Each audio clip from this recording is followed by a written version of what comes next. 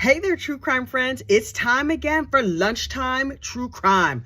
Listen, we need to talk about Miss Kelly Forbes. But before we do it, you know what you have to do. Like the video, subscribe to the channel, hit the join button to join us. We have memberships now. It's so exciting. And every night we get together, we have a little true crime kiki before we go to bed. But look, Miss Kelly Forbes, honey. This case takes place in the New York area, which I was like, ooh, tell me everything because I love a New York-based murder. Do I know these people? And the answer is no. Thank goodness, because I really don't know any murderers. So look, Kelly had just arrived here from Trinidad, right? She's living in Brooklyn. Now listen, for those who are not in the know, Brooklyn, that's also known as the Coconut Depot because there's a lot of Caribbean people living down there in Brooklyn. Hey, Brooklyn. Brooklyn rolls deep. No matter where you go, it's always a lot of people from Brooklyn if you live around here. So anyway, Kelly gets to Brooklyn from Trini, and she's living with her brother. She's like, okay, we're going to make a good life for ourselves. Why is this thing crooked? It's driving me crazy. Okay. She's like, we're going to make a good life for ourselves. It's me and my little 7-year-old daughter, and we're going to live happily ever after right here in Brooklyn with all the rest of Trinidad and Tobago because all of Trinidad lives over there in Brooklyn. So she's like, okay. She gets herself a little job down at the doctor's office. She's like a certified nurse's assistant. She's taking the blood and doing the blood pressures or whatever. So this patient comes in the office and he's like, I have a little bit of a bad heart. I'm gonna need some tests, stress tests or whatnot. Oh, you're in charge of giving me my IV? Oh, you awful cute. How you doing, girl? So she's like, I'm fine. Just put your arm out. So he's like, I'm scared of needles. So she makes it all nice and easy. And he's like, I want to take you on a date. And she was like, no, thank you. No, he was like, I'm going to take you on a date. So he starts sending her flowers and gifts and flowers. And finally she was like, listen, okay, I will go on a date with you, but you're going to need to calm down. He was like, okay. And he's telling all his family and friends about this new Trini lady that he met, and he loves her so much. He was like, I know she's going to be my wife. Okay, great. So they go on a date. She does his IVs. She does all of his little medical care. And so she's like, okay, this is cool. Anytime he needs anything, I am here to help him. And that's fine. And so she's like, so you know I'm a nurse. What do you do for a living? And he's like, oh, I just own a barber shop right over there. And she was like, oh, that's nice. That is a good job. And he's like, but I have this other little side hustle that's making me a lot of money. I'm a real estate investor. And she's like, oh, tell me about real estate. And he was like, blah, blah, blah, real estate. I actually know a lot about real estate because I used to sell real estate. But who came in my house? Look, you know, I thought that was the boogeyman coming in, right? It was just my husband. So anyway, they date for 30 days and he proposes marriage. That's too fast. By any standard, that is too fast. But she was just like, I don't know you. You don't know me. It's too soon for us to get married. We don't really know that much about each other. And he's like, don't worry about what our past used to be. Child, that's a red flag. But he was like, don't worry about our past. I don't care about your past. You shouldn't care about my past. Let's go ahead and get married. And I'm going to buy you everything in the world. He starts sending her pictures of $1 million houses out on Long Island. And she was like, I don't even really like him like that. But oh, that $1 million house sure looks nice, awfully good. So, he was like, okay, I'm going to get you everything you ever wanted. And she's like, I do want my child to be happy. I would like to live in a very nice house. So, okay. He proposes again. She says yes. The second proposal, he gives her an even bigger ring. And she was like, obviously it's love because look at the big ring I have on my finger. And he's like, great. They plan a big Caribbean wedding and they have like a drum circle or whatever. And he's dancing in the drum circle and she's dancing in the drum circle. Now, you know, Michael's mama is looking at Kelly like, this chick is 20 years younger than my son. They over there dancing in that drum circle. That looked like some sort of voodoo sacrifice to me, because you know that's where she was going with it, right? So they were like, the family was happy because he was happy, but it was like, something about this is not quite right? So he was like, baby, I love you, my new young beautiful bride. I'm gonna get you a new house just like I promised. And she's like, okay, whatever. So he buys her a gorgeous huge waterfront mansion out in Merrick, Long Island. So immediately I was like, what kind of side hustle is he running? He got a Ponzi scheme. What is going on? A barber? He's a barber with one barbershop, and he's buying her a waterfront mansion on Long Island. Okay, little problem. she didn't have a car. So it was like she was trapped out there on Long Island, right? Yes, she had a castle or whatever, but she and her daughter were trapped in that castle. And she's like, I just want to go back to Brooklyn because you can get on the subway. You don't have to worry about a car. And so they're fighting back and forth. And she's like, you know what, forget this. You can keep this nice mansion. I'm going to go back to my brother's house in Brooklyn. So she goes back to Brooklyn. While she's back in Brooklyn, he's sitting over there at the house on Long Island. He has a heart attack. Remember I told you he had a bad heart, right? Well, he has a heart attack and he's there home alone. So he's like, oh, I might die. 911. Hello, come and get me. So they come out and get him, and his family is like, well, apparently he called his mother. What is it with people not calling 911 first? I do not understand. So he called his mother and said, Ma, you got to come and help me. And his mother was like, but what do I look like, a doctor? Let me call the ambulance. So the mother calls 911, sends the ambulance to his house. The police, the fire truck, everybody shows up. They take him off to the hospital, get him all fixed up. And he's weak and he's feeble. And he comes back home after a few weeks, gets a stent put in his heart. He's all fixed up, right? Kelly is like, okay, I'm going to take care of you, but I still do need to go back to Brooklyn because you wasn't acting right when I was here. And he was like, you know what? I want to make peace with you. I have bought you a beautiful new Mercedes. And she was like, oh, a car. So she takes her gorgeous new Mercedes and she's driving all around. So now she don't have to take the bus. She don't have to take the train. She's driving everywhere she wants to go. You know where she wants to go? To Brooklyn. She's still spending all of her time in Brooklyn. So now Michael's mad. You're not spending enough time with me. You're spending your time with your daughter, spending time with your family. You are not hanging out enough with me. And I do not like this. So everybody is like, okay, this marriage is kind of in trouble. And they only been married a few weeks. How is the honeymoon over this fast? So a few weeks later, 911 gets called again. And 911 is like, we know this house. Weren't we just out here? I think we were just out here. And so they roll up and she was like, he's there at the top of the stairs and I don't know what happened. I mean, it was self-defense. I mean, it was so terrible. And I was like, did he do something bad to her? I'm sure it was self-defense because he had her trapped out there on Long Island. What was she supposed to do? She's just a poor little Trini girl. So she tells a very sad story. And the police are like, okay, calm down. Tell us what happened. And we heard the 911 call. She's crying so hard, you can barely understand what she's saying. And she was like, me and him, we had an argument because he thinks I stay in Brooklyn too much. Because you know she was in Brooklyn all the time, right? Because that's where her people are, down there at the Coconut Depot. So she was like, we got into an argument and then he took an extension cord and tried to strangle me and I was fighting for my life. And in the course of the fight, because it was a very long extension cord, I wrapped part of it around his neck. Okay. And so she's like, and I'm choking him and he's choking me and it was a mutual chocation and ultimately I won. Now he's dead. And they were like, that is a dramatic story. Do you have any marks or bruises? And she's like, amazingly, not that many. They were like, okay, great. We're going to take him off to the hospital because he was very dead. Very, very dead. She was like, is he going to be okay? And they were like, nah, girl, he dead. He's super dead. And so she was like, okay, I don't know what to do. And they were like, tell us what happened today.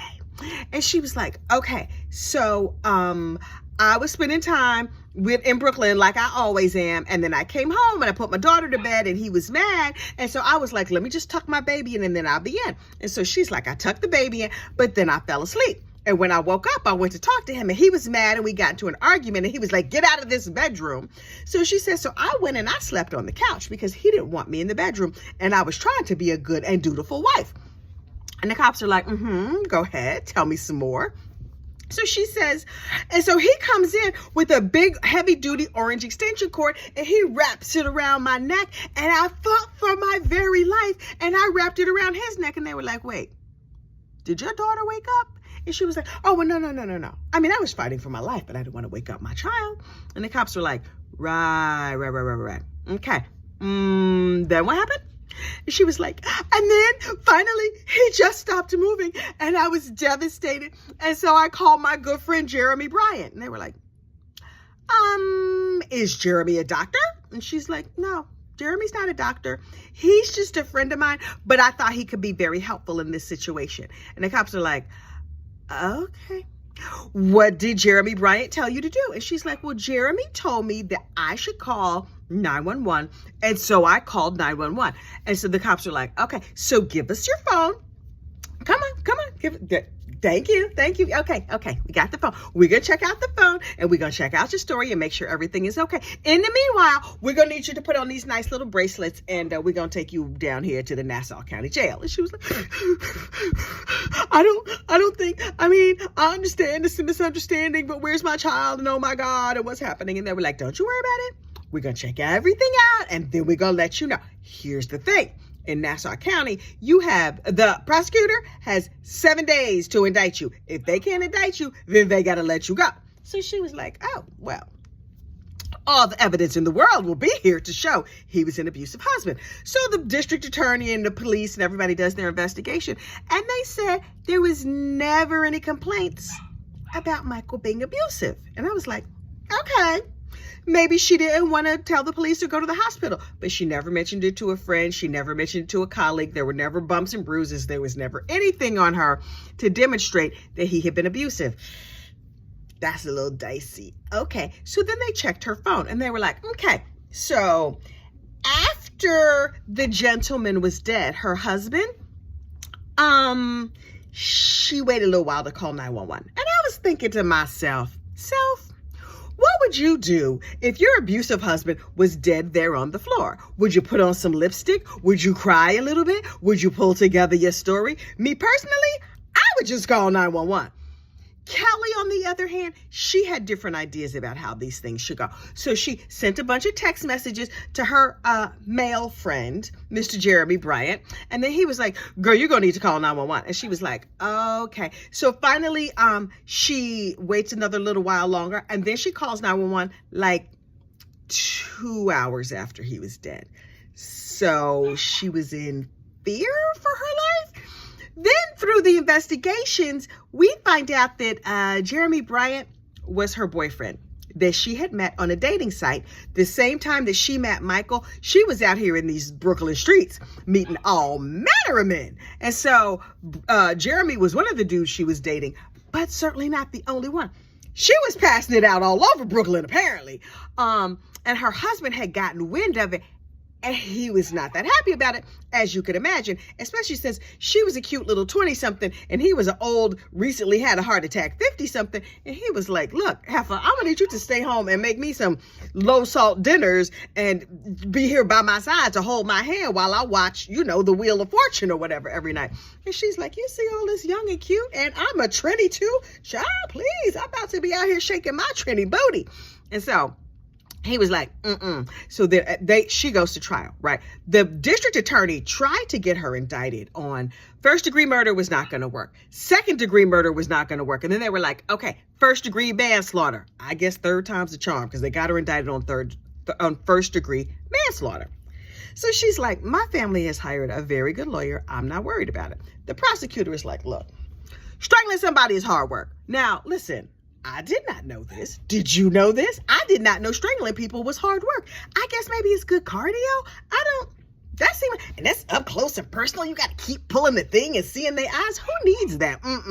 So they call her good friend Jeremy Bryant to get on the stand. And Jeremy Bryant gets up there and throws her all the way under the bus. I was like, oh, I thought he was a friend. And they were like, Kelly, who is Jeremy Bryant to you? She's like, he's just a friend when I was new in the country. And one time we went out for coffee and then we had drinks and one thing led to another and we ended up sleeping together, but it was no big deal. That was her story. According to Jeremy Bryant, Kelly had dated Jeremy and Michael at the same time. She went on and got married to Michael because he had the cash, but she kept dating all these other dudes, including Jeremy. And that's why she was back in Brooklyn so often, so she could see all the other dudes, not just Jeremy. Okay, so now we know. Michael had gotten wind of this. And so the prosecution gets up there and they were like, she choked him. She had boyfriends. She waited a long time to call the police. Oh no, but the defense, they out here working for their money. The defense is like, you think you know him? You want to know why he didn't want to worry about her past? Because he didn't want her looking into his past. Turns out Michael had a rap sheet long as your arm. This is what happens when you marry somebody that you've only known for 35 seconds. 8 weeks into this marriage, this man is dead. And so I was like, it has gone horribly wrong very quickly. Michael's rap sheet included attempted murder, the R word that we can't say here on the YouTubes, several drug charges, and over at his barbershop, he was making approximately $45,000 a month. What? I'm sorry, what?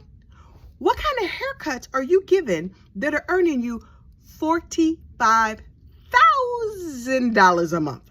A month. Every month? Every month. That's how he can afford that waterfront mansion.